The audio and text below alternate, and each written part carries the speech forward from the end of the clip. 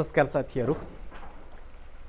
नेप्से निरन्तर घटिराखेको छ, लगानीकर्ताहरू आत्तिराख्नु भएको छ। यस्तो घटाइमा पनि नेपाल सरकार नियामक निकायका प्रमुखहरू मुख दर्शक भएर बस्दिँदाखेरि नेपालको शेयर बजारका शेयर लगानीकर्ताहरूले दैनिक खरबौं रुपियाँ गुमाइराखेका छन्। आज 15-16 खरब रुपियाँ शेयर बजारबाट गुमिसकेको अवस्था छ। यस्तो अवस्थालाई मध्यनजर राखेर लगानीकर्ताहरूका अगुवा लगानीकर्ता तिलक कोइरालाजी आजबाट 19 बुँदे माग राख्दै आवरण अनसनमा बस्नु भएको छ। यो अनसनलाई सफल तुल्याउनका लागि यही भिडियो मार्फत सम्पूर्ण शेयर लगानीकर्तालाई म आह्वान गर्दछु। तपाईहरुले के कसरी हाम्रो यो आन्दोलनलाई तिलक कोइरालाजीको यो आवरण अनसनलाई साथ र सहयोग गर्न सक्नुहुन्छ?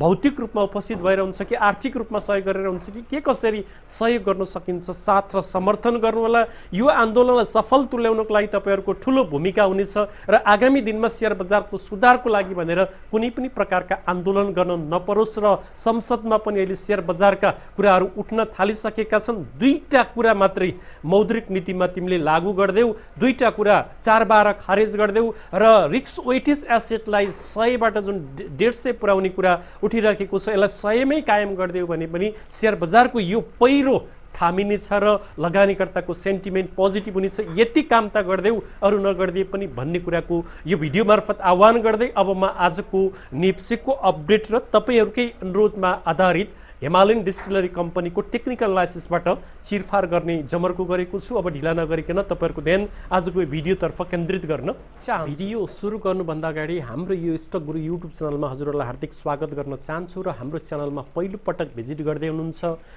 भिजिट गरेर पनि तल लेखेको सब्स्क्राइब बटनमा क्लिक गर्न भुलिराख्नु भएको छ र नयाँ भिजिटर हुनुहुन्छ भने तल लेखेको सब्स्क्राइब बटनमा क्लिक गरेर अगाडि बढ्नु होला भन्दै अब म आजको नेप्सेको यो फेयर एन्ड ग्रिड मिटरबाटको अवस्था के छ भन्ने बारेमा जानकारी गराउन गइराखेको छु। आज नाउ एक्सट्रिम फेयर 2.66 मा यो मिटरको स्विच हरिसकेको छ र हामीले 0 भन्दा तल जाँदैनौँ भनेर भनिराखेका छौँ र त्यसकारण यो बजारले अब बटम लगाउन लागेको हो कि भन्ने कुरा यो फेयर एन्ड ग्रिड मिटरले देखाइराखेको छ। म्याक्सिमम गयो भने 0 सम्म जाला र 0 मा केही समय साइडवेज पनि हुन सक्ने अवस्था पनि हामीले विगतमा एक्सट्रिम ग्रिडमा हुने बेलामा देखेका थियौँ। त्यसकारण अब म्याक्सिमम बजार धेरै घट्ने स्पेस छैन भन्ने कुरा यो फेयर एन्ड ग्रिड मिटरले देखाइराखेको छ भने आजको दिनमा सबै सेक्टर इन्डेक्स सब इन्डेक्स रातामै छन्।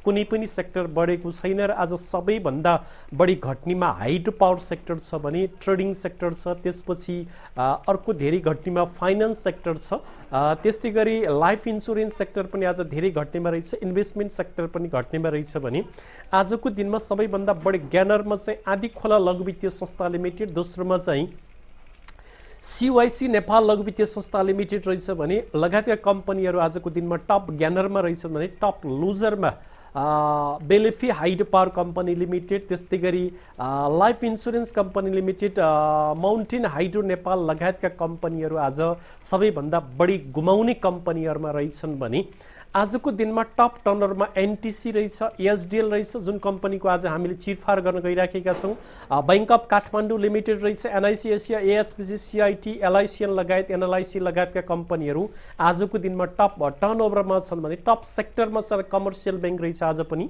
हाइड्रो पावर दोस्रोमा झरेको रहेछ, माइक्रो फाइनान्स तेस्रो, अदर्स लाइफ डेभलपमेन्ट लगायतका सेक्टरहरू आजको दिनमा टप सेक्टरमा रहेछन् भने आजको फ्लोट सिट हेर्दाखेरिको अवस्था के छ भन्ने कुरा पनि म तपाईँलाई जानकारी दिन चाहन्छु। 45 ले चाहिँ 22 करोडको किन्दाखेरि 23 करोडको बेचेको रहेछ भने 34 ले 6 करोडको किन्दा 9 करोडको बेचिराखेको रहेछ, 28 ले 4 करोडको किन्दा 8 करोडको बेचेको रहेछ भने 58 ले चाहिँ 4 करोडको किन्दा 6 करोडको बेचेको रहेछ, 49 ले 5 करोडको किन्दा 42 किन्दाखेरि 527 बेचेको रहेछ। यसरी टप ब्रोकरहरूको आजको बाहिर सेलको अवस्था पनि मैले तपाईहरुलाई देखाइसके भने अब टेक्निकल एनालाइसिसबाट हेर्दाखेरि बजार ओभरसोल्ड जोन एरियामा छ र एउटा स्ट्रङ सपोर्ट एरियामा छ। हामीले धेरै पटक यो एरिया तपाईहरुलाई बताइसक्यौं। यतातिरको यो जुन एरिया छ मार्केट बुलिसमा जाने क्रममा यो एरियामा धेरै समयसम्म मार्केटले कन्सोलिडेट लिएर यसमा रेसिस्टेन्ट बनाएर तोड्नलाई धेरैचोटि ट्राई गरेर बल्ल तोडेको थियो। त्यही एरियातिर बजार आइपुगेको छ र बजारले 1900 भन्दा तल आज बेरिस क्यान्डल फर्मेसन भएको छ र आज 29.89 1.50%ले बजार घटेर 1966.37 सम्ममा बन्द भएको छ भने आजको लो 1945.42 सम्म आजको बजार आएको थियो र अब यसको घटाइ अझै गयो भने यो एरिया जुन स्ट्रङ सपोर्टको एरिया छ, पहिलो सपोर्ट 1 2000 थियो, 2000 लाई तोडेर तल गइसकेको अवस्था देखिन्छ। अब सपोर्ट 2 भनेको 1900 छ र 1900 नै अबको लागि सपोर्ट छ। तर बजारको जुन सेन्टिमेन्ट निरन्तर रूपमा गिरिराखेको छ, लगानीकर्ताहरू निरन्तर रूपमा आत्तिराखेका छन् र नियामक निकाय र नेपाल सरकार मुखदर्शक भएर बसिराखेको छ। यसले गर्दाखेरि हरेक सपोर्टहरूलाई मार्केटले तोड्दै बिना बाउन्स ब्याक निरन्तर रूपमा बजार घटिराखेको छ। पहिलाको बेरिसमा त टाइममा बाउन्स ब्याक भएको पनि हामीले पाइराखेका थियौँ, तर अहिलेको यो बेरिसमा बिना बाउन्स ब्याक निरन्तर रूपमा प्यानिक सेलिङ बजारमा आइराखेको छ र यसबारेमा अब संसदमा पनि परिचर्चा सुरु भएको छ। अबको दिनमा पनि नियामक निकाय र सरकार मुखदर्शक भएर बस्यो भने यो सेयर बजार बन्द गरेर, धितोपत्र बोर्ड बन्द गरेर, नेप्से बन्द गरेर, विभिन्न सेयर बजारसँग सम्बन्धित जति पनि कार्यालयहरू छन् त्यसलाई बन्द गरिदिए हुन्छ भन्ने कुरा पनि हामीले बार भन्दै आइराखेका छौँ। यस्तो अवस्था देखिन्छ र ट्रेन लाइन डाउन ट्रेनमै छ, बजार निरन्तर घटिराखेको छ र अहिले बजार यो लेभलमा आइपुगेको छ र डाउन ट्रेन लाइनलाई तोड्नलाई अब धेरै माथि जानुपर्ने आवश्यकता छ बजारलाई। अबको गन्तव्य बजार अझै गयो भने 1900 सम्म सपोर्ट 2 हामीले अगाडि नै देखाइसक्यौँ, त्यहाँसम्म जाने सम्भावना छ। तर सपोर्टहरूलाई भत्काउँदै तल गइराखेको अवस्था पनि हामीले बताइसकेका छौँ र मैले हिजो पनि भनेको थिएँ लङ टर्मको सपोर्टमा बजार चाहिँ 0.618 मा एकदम स्ट्रङ यो सपोर्ट भनेर हामीले भनेका थियौँ। 1911.91 मा लङ टर्मको सपोर्ट छ र आज 1945 सम्म बजार आएको रहेछ र यो अवस्थामा बजार आएर फर्कन सक्ने सम्भावना पनि हामी देख्छौँ, किन भन्दा 0.618 भनेको एकदमै गोल्डन रेसियो फिबोनाचीको सपोर्टको रेसियोमा यो लङ टर्मको सपोर्ट अब यतातिर देखिन्छ भने पिभोट पोइन्टबाट हेर्दाखेरि लङ टर्ममा आज सपोर्ट 1 मा गएर क्लोजिङ दिएको छ। सपोर्ट 1 यसको लागि स्ट्रङ सपोर्टको रूपमा देखिएको छ। लङ टर्मको सपोर्ट 1 मै सपोर्ट लिएर फर्किन्छ कि भन्ने आशा हामीले देखेका छौँ। यदि सपोर्ट 1 लाई तोड्यो भने त त्यसपछि यसको यात्रा तलै जाने सम्भावना पनि देखिन्छ। लङ टर्मबाट हेर्दाखेरिको अवस्था यस्तो छ, तर आशा गरौँ यस सपोर्ट 1 बाटै बजार फर्किन्छ र पहिलाको बेरिसमा यो बेरिस अवस्था हो, बीचमा राम्रै बाउन्स ब्याक भएको मन्थमा हामीले देखिराखेका थियौँ। जस्तै यहाँबाट बजार 1888 बाट झर्दै गर्दाखेरि यताबाट झर्दै गर्दाखेरि यो महिना लगभग बेरिसमा धेरै महिनासम्म बाउन्स ब्याक भएको पाइन्छ। तर अहिलेको झराइमा 2 महिना बाहेक बाउन्स ब्याक भएकै पाइँदैन। निरन्तर रूपमा अहिले त 1 महिना 2 महिना 3 महिना 4 महिना 5 महिनासम्म बजार निरन्तर रूपमा डाउनफलमा गइराखेको छ। यो बजार घटाउनको लागि नियामक निकायले नीतिगत भ्रष्टाचार गरेर जुन लगानीकर्तालाई पेनिक बनाउने काम गरिएको छ, यसको हिसाब किताब पक्कै पनि लगानीकर्ताले पछि खोज्ने नै छन् भन्ने कुराको पनि म जानकारी गराउन चाहन्छु। यसरी लङ टर्मको सपोर्टबाट हेर्दाखेरि अबको बजारको डाउन ट्रेन्ड चाहिँ 1911.91 को हुनेछ भन्ने कुरा मैले जानकारी गराउन चाहन्छु। किन भन्दा गत बेरिसको लो भनेको 1098.5 बाट यो फिबोनाचीको सपोर्ट लाइन 3227.11 मा खिच्दाखेरि त्यसपछिको अबको सपोर्ट भनेको 0.618 जो 1911 मा देखिन्छ भन्ने कुराको म जानकारी गराउन चाहे भने अब अन्य टुल्सबाट हेर्दाखेरि फेरि बोलिन्जर बेन्डको लोवर बेन्डमा आएर आज क्यान्डलले टच गरिसकेको छ। लोवर बेन्ड भन्दा तल पुच्छर निक्लेको त छैन, तर लोवर बेन्डलाई टच गरेको छ। निरन्तर रूपमा आज 1 दिन 2 दिन 3 दिन 4 दिन 5 दिनसम्म बजार घटेको अवस्था देखिन्छ। योभन्दा अगाडि 8 दिनसम्म बजार घटेको थियो। यसै निरन्तर बजार घट्नु भनेको लगानीकर्ताहरू एकदमै पेनिक भइराखेका छन् र अहिले अर्को कुरा बैंकमा धितो राखेर सेयर लोन लिएर लगानी गरेका लगानीकर्ताको बैंकले बिना सूचना सेयर ब्रोकर मार्फत बेच्दिने कारणले पनि अहिले प्यानिक भइराखेको छ भन्ने कुरा पनि आइराखेको छ बजारमा। यस्तो अवस्थाले गर्दा बजार निरन्तर रूपमा घटेको छ। आज भोल्युम बढेको छ, तर सेलिङको भोल्युम बढेको छ। एभरेज भोल्युम भन्दा बढी भोल्युम परेको छ। बजार घट्दा भोल्युम बढ्नु राम्रो होइन। लगानीकर्ता आत्तिएर कौडीको भरमा सेयर फाल्दै निक्लेको अवस्था आजको भोल्युमले देखाइराखेको छ। यो भने एकदमै नेगेटिभ कुरा हो। भोल्युम बढ्नु बजार घट्नु भनेको राम्रो सन्देश होइन भनेर हामीले धेरै भनिसक्यौँ। फेरि डेको आरएसआई 24 तिर आइसकेको छ। अस्तिको दिनमा 21 सम्म आएको थियो। आरएसआई फेरि ओभरसोल्ड जोन भन्दा धेरै तल पुगिसकेको छ। डेको आरएसआई अब 1 आवरको आरएसआईबाट हेर्दाखेरि 1 आवरमा चाहिँ आज बाउन्स ब्याक भएर 30 काट्न नसकेर फेरि तल आएर फेरि माथि जाने कोसिस गरेको छ। 1 आवरको हामीले यतातिर क्यान्डल हेर्दाखेरि 1 आवरमा निरन्तर रूपमा ह्याम्बर 3वटा ह्याम्बर क्यान्डल फर्मेसन भएको अवस्था देखिन्छ भने 1 आवरबाट हेर्दाखेरि एमएससिडी तलै छ, स्टोक्यास्टिक आरएसआई तलै छ, 1 आवरमा पनि बजार नेगेटिभ नै देखिराखेको छ भने हामीले डेबाट अरू टुल्सहरू हेर्दाखेरि एमएससिडी तलै छ, फेरि तलैतिर गइराखेको छ र हिस्टोग्राम बारहरू फेरि लम्बिनी क्रम सुरु भएको छ, छोटिँदै गएका थिए, फेरि लम्बिनी क्रम सुरु भएको छ। नेपाल राष्ट्र बैङ्कले जग्गा राखेर लोन लिन नपाउने भनेर जो बैङ्कहरूलाई हिजो उर्दी जारी गरेको छ, त्यो उर्दीले पनि आज बजारमा पेनिक सेलिङ आएको हो कि भन्ने चर्चा पनि बजारमा सुनिएको छ, सामाजिक सञ्जालतिर सुनिएको छ।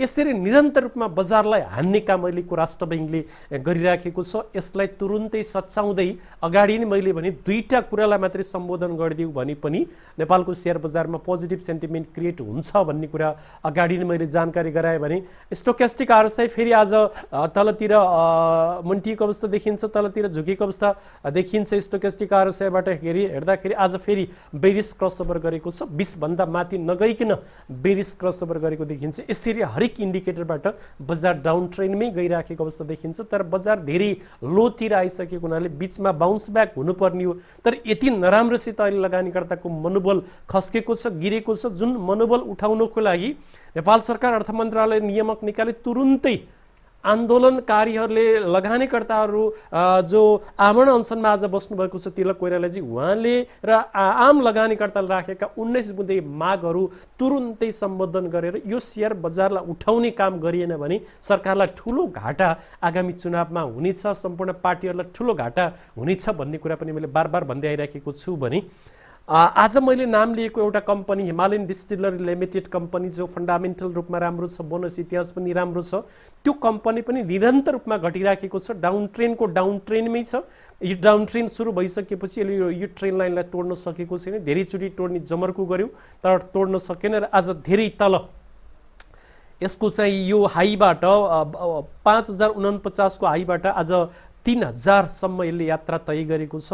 5000बाट 3000 गर्दा 2000 रुपियाँ यसको पर किता मूल्य घटिसकेको छ र 40.54% यसको मूल्य घटिसकेको छ। 2047 अङ्कले यसको मूल्य घटिसकेको छ। यसरी लगानीकर्ताहरूको सम्पत्ति दिन प्रतिदिन स्वाहा हुँदै गइराखेको छ र आज यसकोमा पनि बेरिस क्यान्डल फर्मेसन भएको छ र पहिलाको लो जुन थियो यसको त्यही लोमा आएर आज यसले सपोर्ट लिएको छ। 1 जो 291 मा यसको सपोर्ट रहेछ पहिलाको लो, आज चाहिँ 3002 सम्म आएर फर्केर क्लोजिङ हुने बेलामा 3040 मा -73 अङ्कले आज यसको बजार घटेको रहेछ र अब यो यसको स्ट्रङ सपोर्ट हामीले हेर्नुपर्ने हुन्छ।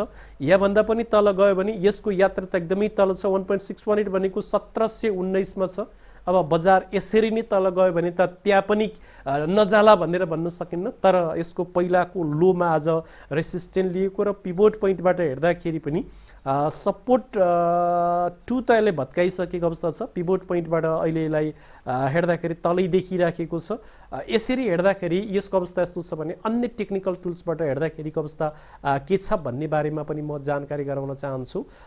यो बोलिन्जर बेन्डबाट आज लो भन्दा तल गएर बोलिन्जर बेन्डको लोवर जुन बेन्ड छ त्यो बेन्ड भन्दा तल गएर यसले क्लोजिङ दिएको छ। जब लोवर बेन्ड भन्दा तल गएर क्लोजिङ दिन्छ र भोलिपल्ट ग्रीन बोलिस क्यान्डल फर्मेसन हुन्छ भने एकलट यसको बाउन्स ब्याक हुनसक्छ भन्ने कुरा हामीले बुझ्नुपर्ने हुन्छ। तर बाउन्स ब्याकमा एकचोटि चाहिँ अप्पर बेन्डमा टच गर्यो तर त्यस पछाडिको बाउन्स ब्याकले मिडल बेन्डलाई रेसिस्टेन्ट लियो, तोड्न सकेन।